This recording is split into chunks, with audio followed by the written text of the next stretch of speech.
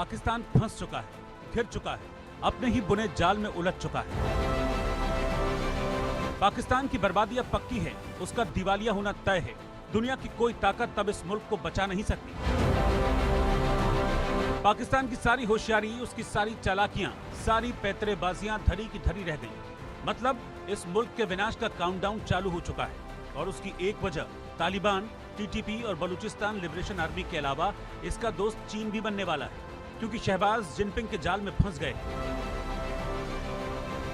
फटेहाल, भुखमरा, कंगाल पाकिस्तान भारत का मुकाबला करने का सपना देख रहा है। देश में महंगाई की मार है, रोजगार नहीं है, लोगों के पास खाने को नहीं है, लेकिन ये मुल्क अपनी नौसेना का विस्तार करने में लगा है। इस्लामाबाद की यही महत्वाकांक्षा देश पर भारी पड़ने वाली है। पाकिस्तान ने 50 जहाजों वाली नौसेना बनाने का लक्ष्य रखा है, जिसमें हंगोर श्रेणी की पनडुब्बियां और जिन्ना श्रेणी के युद्धक जहाज शामिल हैं। लेकिन कमाल की बात यह है कि नेवी को बढ़ाने के लिए पाकिस्तान के पास पैसा ही नहीं है।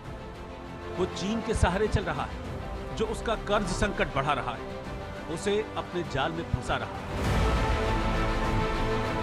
चीन पाकिस्तान गलियारे के एक महत्वपूर्ण पॉइंट के रूप में बीजिंग ने पाकिस्तान के ग्वादर पोर्ट में भारी निवेश किया है। पाकिस्तान की नेवी के विस्तार में चीन की दिलचस्पी इसी ग्वादर पोर्ट के रणनीतिक महत्व को लेकर है। ये पोर्ट बीजिंग को अरब सागर तक सीधी पहुंच देता है, लेकिन पाकिस्तान के लिए ये प्रोजेक्ट दोधारी तलवार बन गया है। ग्वादर पोर्ट के खिलाफ लोगों में भारी गुस्सा है। ये परियोजना बलूच अलगाववादी समूहों को निशाने पर रही है। बलूचिस्तान में भारी बेरोजगारी और संसाधनों के दोहन के खिलाफ गुस्सा उबल रहा है। बलूचिस्तान में पाकिस्तान के 2 बड़े प्रोजेक्ट्स हैं। एक चाइना के साथ में सीपेक, जो तकरीबन 2200 किलोमीटर बलूचिस्तान से होकर गुजरता है, और दूसरा जो गुदार सिटी है, जहाँ पे पोर्ट बना रहे हैं चाइना की मदद से। चाइना वहाँ पे एक बहुत बड़ी सिटी को बना रहा है, जहाँ तकरीबन 5 लाख लोग रहेंगे, और वो केवल और केवल चाइनीज़ होंगे, और चाइनीज़ के साथ काम करने वाले लोकल्स को उसका किसी प्रकार की कोई सुविधा नहीं है। वहाँ पे जो लोकल्स थे बड़े पैमाने पर फिशिंग करते थे। चाइना जो है अपने ट्रॉलर्स को इस्तेमाल करता है, वो मछलियों के अलावा उनके मछलियों के अंडों को भी ले चुरा रहा है। ऐसे में वहाँ पे हर प्रकार की जो मछलियाँ उनकी कमी हो रही है। नेवी को बढ़ाने का पाकिस्तान का फैसला उसके अपने ही लोगों पर भारी पड़ रहा है। पाकिस्तान का रक्षा बजट बढ़ता जा रहा है। आम पाकिस्तानी IMF के बेल आउट पैकेज के चलते लगाए गए भारी टैक्स की मार झेल रहा है, जबकि सेना को वित्तीय छूट हासिल है। यही स्थिति रही तो ग्वादर पोर्ट के चक्कर में पाकिस्तान कर्ज के भंवर में डूबता चला जाएगा और पूरी तरह चीन के जाल में उलझ कर रह जाएगा।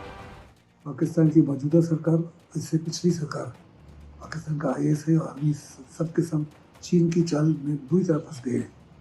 सीपेक जो है किस्म से संघ प्रोजेक्ट है, उसमें किसी प्रकार का कोई फायदा नहीं है, ना तो बलूचिस को, ना पीओके के लोगों को, ना सिंध के लोगों को। ऐसे में हर प्रकार से उसकी वजह से बड़ी नाराजगी है लोगों को, बड़ा गुस्सा है, बड़ी फ्रस्ट्रेशन है। और चाइना ने इतने बड़े पैमाने में पाकिस्तान को इंडेटेडनेस में कर दिया है कि वास्तव में वो कह रहा है कि हम गुदार को तो 40 साल के लीज पे ले लिया है। कह रहा है कि बलूचिस्तान में BLA के खिलाफ कार्रवाई करने से, अपने सीपेक को कायम करने के लिए, इंजीनियर्स को बचाने के लिए वो अपनी 2 डिविजन भी बांध लगाना चाहता है। और अगर पाकिस्तान ने अलाउ कर दिया तो वास्तव में उनकी नेशनल आइडेंटिटी भी खत्म हो जाएगी। ये तमाम चीज़ें को निकाल रखते हुए साफ तौर पर नजर आता है कि पाकिस्तान जो है चाइना के चुंगल में बहुत बुरी तरह से फंस गया और उसको समझ नहीं आ रहा इससे कैसे निकला जाए। मतलब साफ है, दिखावे और भारत से कंपटीशन के चक्कर में शहबाज सरकार अपने लिए खुद गड्ढा खोद रही है, जिसमें वो अपने साथ साथ अपनी आवाम को भी धकेल रही है। Bureau report, India news.